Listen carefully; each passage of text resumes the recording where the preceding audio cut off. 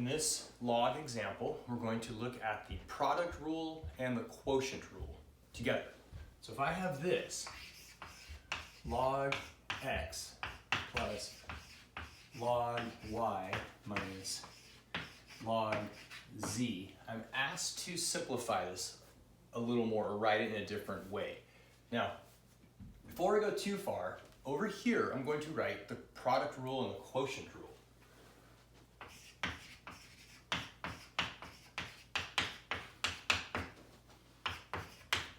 The log product rule says log of A times B is equivalent to log A plus log B. Okay? This can be derived from exponents and how you add exponents upon multiplication of them. Okay, that's the product rule. Now we're going to do the quotient rule.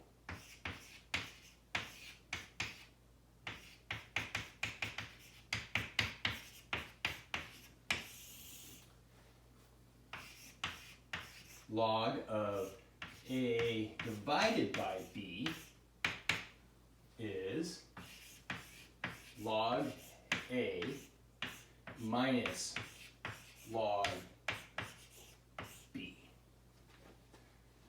Okay, so again, when you divide exponents, you actually subtract the powers. Same idea right here. Okay, so these two rules we're going to use to simplify this problem. And we could do it a couple different ways because we see that this could be the quotient right here because it's got a negative sign. This could be the product right here. And you're going to see in a minute, we can actually use both of them simultaneously. So let's start off with just one of these. Let's choose these first two together. So I'm going to take these first two.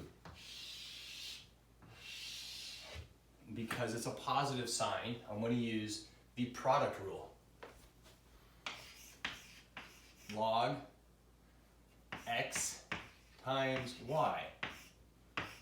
And then minus log, let's just put it in parentheses to emphasize it, log z.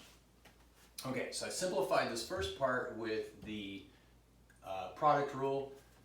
Now I can do the quotient rule across the whole thing because it's a negative sign. So I can do this. Log x times y divided by z. That's it. So this works and this works. We're good. However, if in the very first step I choose instead to do this, let's see what that's going to look like. Now I'm going to erase our product and quotient rule. Work over here.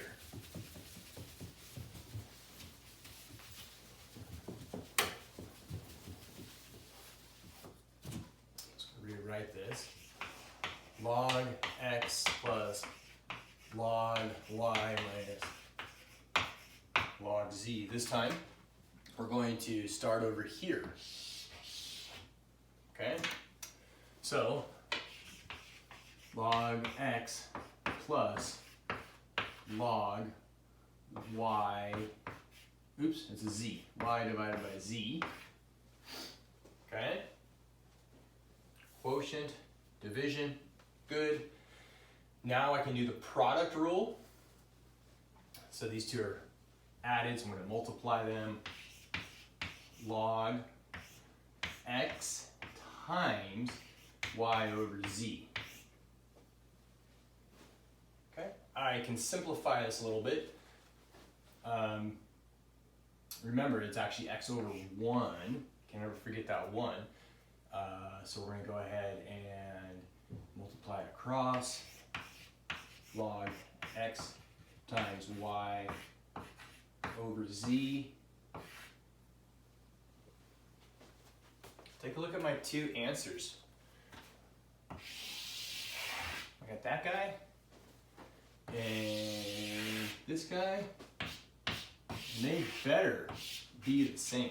If those two are not the same, we have some fishy math going on, but they are. So to recap, when I have a positive, I'm going to use the product rule to give a multiplier right in the center. Negative, I use the quotient rule, division, and then I can bring them back and simplify them. So it doesn't really matter how you attack this, as long as you keep your numbers and work through it, you will come across the same answer in the end.